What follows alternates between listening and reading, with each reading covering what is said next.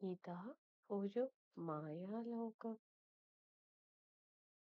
Doctor William Beebe, New York zoological സൊസൈറ്റിയിലെ ശാസ്ത്രജ്ഞൻ.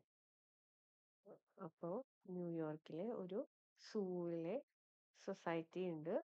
അവിടുത്തെ സയന്റിസ്റ്റ് ആയിരുന്നു doctor William beam.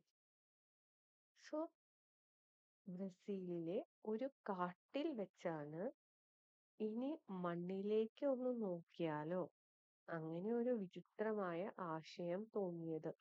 ബ്രസീലില് Amazon forest ഉണ്ട്. ആമസോൺ ഫോറസ്റ്റില് different types of animals, thick forest ആണ്. അപ്പൊ അവിടെ വെച്ച് വില്യം ബേബിന് ഒരു ആശയം തോന്നി, ഇനി നമുക്ക് മണ്ണിലേട്ടൊന്ന് നോക്കിയാലോ.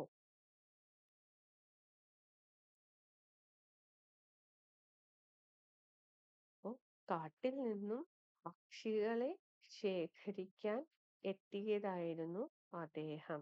അദ്ദേഹം ഇങ്ങനെ ആമസോൺ ഉം, കാട്ടിലെത്തിയത് ബ്രസീലിലെ കാട്ടിലാണ് വന്നത്. അപ്പോൾ കാട്ടില് അത് തിക്കായിട്ടുള്ളൊരു ഫോറസ്റ്റ് ആണ്. അവിടെ different types of animals and birds ഉണ്ട്. അപ്പോ കാട്ടിൽ നിന്ന് പക്ഷികളെ, ഡിഫറെന്റ് ടൈപ്സ് ഓഫ് ബേർഡ്സ് ഉണ്ടാവും, അതിനെ ശേഖരിക്കാൻ വേണ്ടി എത്തിയതായിരുന്നു അദ്ദേഹം. എന്തിനാ കാട്ടിലെത്തിയത്? പക്ഷികളെ ശേഖരിക്കാൻ. അതിനായി അദ്ദേഹം കുറേ ദിവസങ്ങൾ ബ്രസീലിലെ ഭേലം എന്ന പ്രദേശത്തെ കാട്ടിൽ കഴിഞ്ഞു. എവിടെ കഴിഞ്ഞ്? ഭേലം എന്ന പ്രദേശത്തെ കാട്ടിൽ. കൊടുങ്കാട്ടിലൂടെ കാട്ടുമരങ്ങൾ മരങ്ങളുടെ ഇലകൾ വീണടിഞ്ഞു കിടക്കുന്ന മണ്ണിനു മുകളിലൂടെ അദ്ദേഹം അലഞ്ഞു നടന്നു. കാട്ടരുവിയിലൂടെയും സഞ്ചരിച്ചു. അപ്പോ കൊടും കാടാണ് അവിടെ. തിക്കായിട്ടുള്ള ഒരു ഫോറസ്റ്റാ. അപ്പൊ അവിടുത്തെ ഫോറസ്റ്റിലെ അപ്പൊ ഇങ്ങനെ കരിയിലൊക്കെ ഇങ്ങനെ വന്ന് അടഞ്ഞ് ഇങ്ങനെ ഇരിക്കുന്നതാണ് അവിടുത്തെ പാത്തൊക്കെ.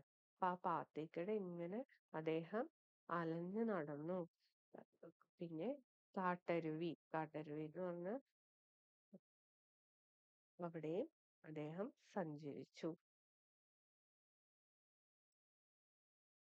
സോ ഇത്രയും പാർട്ടിൽ നിന്ന് നമുക്ക് മൾട്ടിപ്പിൾ ചോയ്സ് ക്വസ്റ്റ്യൻസ് ആൻസർ ചെയ്യാം. ഫസ്റ്റത്തെ ക്വസ്റ്റ്യൻ, ഈ കഥയിലെ ശാസ്ത്രജ്ഞന്റെ പേരെന്ത്? ആൻസർ കിട്ടിയോ? കറക്റ്റ് ആണോ എന്ന് നോക്കാം.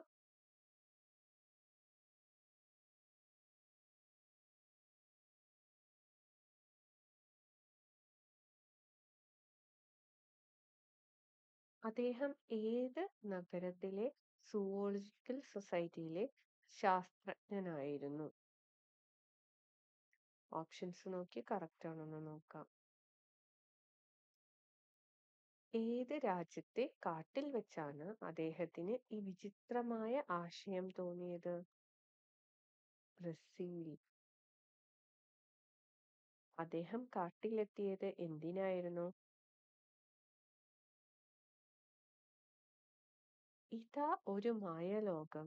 ഇവിടെ മായാലോകം എന്ന് വിശേഷിപ്പിച്ചത് എന്തിനെയാണ്? ആകാശം, കടൽ, മണ്ണ്, മണ്ണിനുള്ളിലെ ലോകം, നഗരം.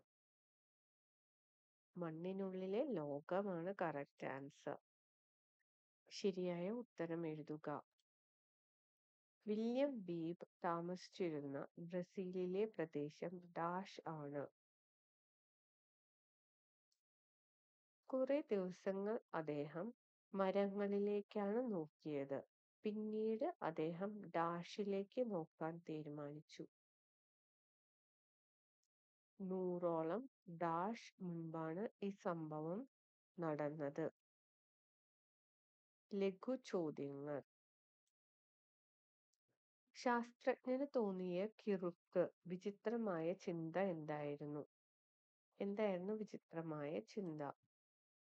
അദ്ദേഹം സഞ്ചരിച്ച വഴികളുടെ പ്രത്യേകതകൾ എന്തെല്ലാമായിരുന്നു? ഇതാ ഒരു മായാലോകം.